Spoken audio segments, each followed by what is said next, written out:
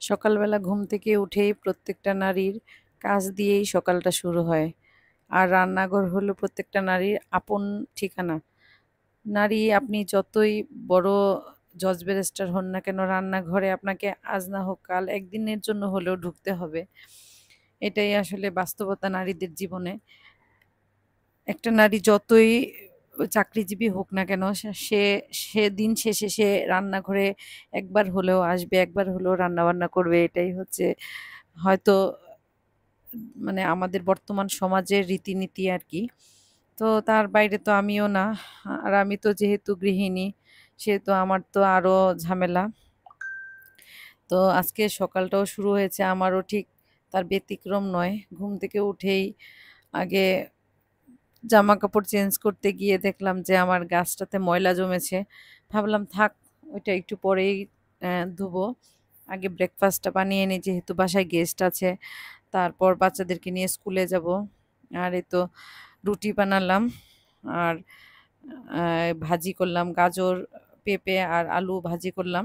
আমার যে helping hand উনি কেটে দিয়েছিল। ভাজিটা করে নিলাম, করে আমার শাশুড়ি, আমার ভাসুরি মেয়েকে ব্রেকফাস্ট দিলাম। আর ছেলের জন্য একটু ব্রেকফাস্ট বানাচ্ছি। ও এভাবেই রুটি হলে, ভাজি হলে এভাবেই খায়। এটার সাথে একটু কি বলে সস নেবে, নিয়ে তারপর রোল করে দাও। এই তো এভাবে রোল করে দিলে ও খায়। আর সকালের ব্রেকফাস্টটা রেডি করতে করতে আমার ছেলের, আপনাদেরকে বলছি, আপনারা যে যেখান থেকে বসে আমার এই ব্লগটা দেখছেন, আপনাদেরকে অনেক অনেক শুভেচ্ছা আর ভালোবাসা রইল। আপনারা সবাই কেমন আছেন? আমি আছি ভালো। তেমন ভালো না, মোটামুটি। কারণ আমার হাতে অনেক ব্যথা। আসলে আমি, আপনারা হয়তো জানেন না, যারা আমার কাছের মানুষ ওরা জানে আমি অনেকদিন যাবৎ হাত নিয়ে খুব যন্ত্রণায় আছি। আমার হাতে টেনিস এলবো বলে এটাকে। হাতের কনুইয়ে, তারপর হচ্ছে রিস্ট যে কবজি, এখানে প্রচুর ব্যথা। আমি বিশেষ করে রুটি বানালে আমার অনেক ব্যথাটা বেড়ে যায়। তো কি করব, শাশুড়ি যেহেতু সকালবেলা রুটি খায়, আমিও রুটি খাই, কিন্তু ইদানিং রুটিটা কম বানাচ্ছি। আপনারা আমার আগের ব্লগেও দেখেছেন যে আমি ওটস অথবা আম চিরা দুধ মুড়ি খাচ্ছি, অথবা রেডি পরোটা খাচ্ছি। কিন্তু আমার শাশুড়ি যেহেতু চোখ অপারেশন হয়েছে, তো আম, একটু অন্য বাইরের জিনিসটা অ্যাভয়েড করে, যেহেতু ডায়াবেটিস আছে, ডায়াবেটিসটা যাতে কন্ট্রোলে থাকে সেই জন্য আর কি। তো যাই হোক, কি আর করার, নারী তো তার কর্ম করতেই হবে নারীকে। যে স্কুলে যাওয়ার আগে আমার আহ, যেটাতে এলাচ শেষ হয়ে গিয়েছিল, এলাচগুলো গুছিয়ে রাখলাম, ডিমগুলো কুচিয়ে রাখলাম রেখে। এটা হচ্ছে স্কুল থেকে আসার সময় আমার হাজবেন্ড ফোন করেছিল, আমার শাশুড়িকে ডাক্তার বলেছিল রুই মাছ খেতে, মানে অ্যালার্জি জাতীয় মাছ না খেতে। আর আমার হাজবেন্ডের ট্যাংরা মাছ অনেক পছন্দ। সে ট্যাংরা মাছগুলো বলেছিল, আমাদের একটা পরিচিত মাছওয়ালা আছে, ওনাকে বললেই মাছটা রেখে দেয়। তো উনি হচ্ছে আমি আসার, স্কুল থেকে আসার সময় আমাকে দিয়ে দিয়েছে, বলে যে নিয়ে যান। তো আমি স্কুল থেকে আসার সময় মাছগুলো নিয়ে এসেছি। এটা হচ্ছে রুই মাছ। আর ট্যাংরা মাছগুলো আজকে রান্না করব না, কাটবো না। আমার হেল্পিং হ্যান্ড তো চলে গেছে। উনি প্রত্যেকদিন সকালে আসে, এসে ঘর ঝাড় দিয়ে ঘর মুছে আমার থালা বাসনগুলো ধুয়ে টুয়ে দিয়ে যায়। আর আমার ঘরের ফার্নিচারগুলো একটু পরিষ্কার করে দিয়ে যায়। তো উনাকে দিয়ে আরেকদিন কাটাবো। কারণ আমি তো এখন দেখা গেছে সকালে বেশি সময় বাসায় থাকি না। আমি সকাল সকাল স্কুলে চলে যাই, তো মাছ কাটতে তো একটু অনেক সময়ের প্রয়োজন। তো ভাবছি পরীক্ষাটা শেষ হলে তাহলে মাছটা কাটাবো আর কি ওনাকে দিয়ে। তো আর এই রুই মাছগুলো কিছু রান্না করব, আর কিছুটা রেখে দিচ্ছি বক্সে করে। আর মাথাটা দিয়ে একটা সবজি রান্না করব, সবজি বলতে বাঁধাকপি আর কি। বাঁধাকপি দিয়ে মাছের মাথাটা দিয়ে রান্না করব। মাছের মাথাটা টাটকাটাই খেতে ভালো লাগে, বেশি দিন ফ্রিজে থাকলে আমার মাথা খেতে একদম ভালো লাগে না। আর এই যে দেখেন লাল শাকের অবস্থা, লাল শাক সাদা শাকের মতো হয়ে গিয়েছে। লাল শাকে একদম লাল ভাব নাই। এখনকার আসলে আমরা যা খাচ্ছি সব ভেজালের জিনিস খাচ্ছি। লাল শাক রান্না করতে করতে ওইটাকে মনে হলো মানে ডাঁটা শাকের মতো মনে হলো, কারণ এটাতে লাল কোনো কিছুই নাই। আর এদের লাল শাকটা আমি আগে একটু লবণ মরিচ দিয়ে ভাপ দিয়ে নিলাম, আর এখন হচ্ছে ফোড়ন দিচ্ছি। আমি কিন্তু শাকে পেঁয়াজটা খুব কমই খাই, শুধু রসুন আর শুকনা মরিচটাই ফোড়ন দিই তেলে। আর শাকে একটু বেশি করে তেল দিতে হয়, তাহলে শাকটা অনেক টেস্ট লাগে। আর রসুনটাই কিন্তু গ্রেট করা, একদম মিহি করে গ্রেট করা। এই যে এখন শাকটা দিয়ে দিলাম। রান্না করতে করতে আপনাদেরকে বলছি, আপনারা যারা আমার ভিডিওটা দেখেন, প্লিজ ভিডিওর কোনো অংশ যদি আপনাদের কাছে ভালো লাগে, আমার ভিডিওটাতে একটা সরি ভিডিওতে না, আমার চ্যানেলে একটা ফলো দিয়ে দিবেন।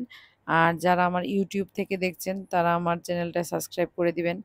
আর যারা এই কাজটা করেছেন আপনাদের জন্য অসংখ্য ধন্যবাদ।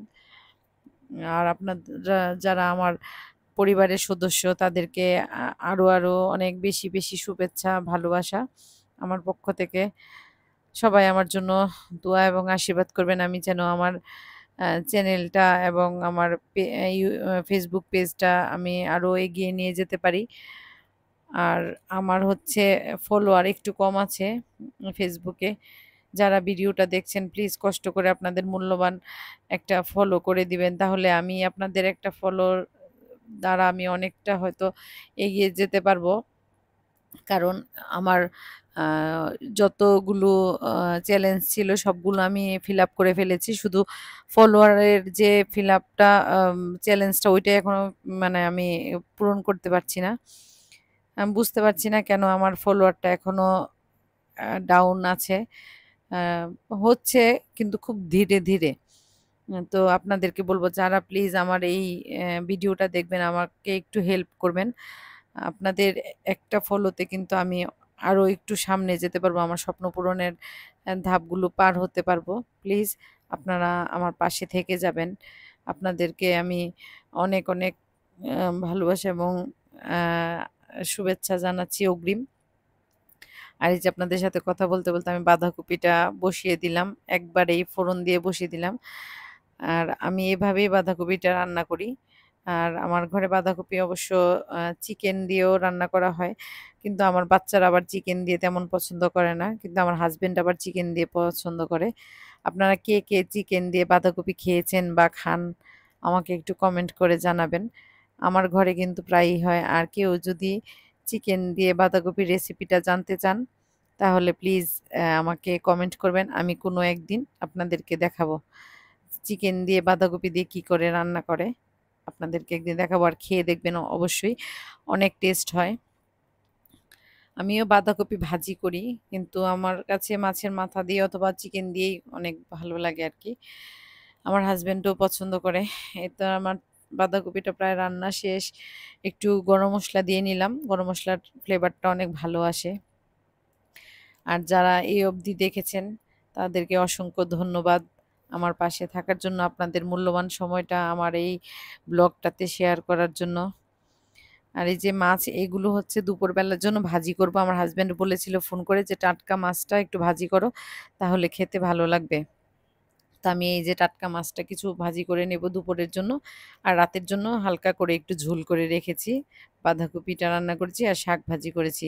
আর আমার শাশুড়ির জন্য তো মানে মাংসটা রান্না করতে পারছি না, উনি যেহেতু মাটন খাওয়াটা নিষেধ, এই জন্য আর কি।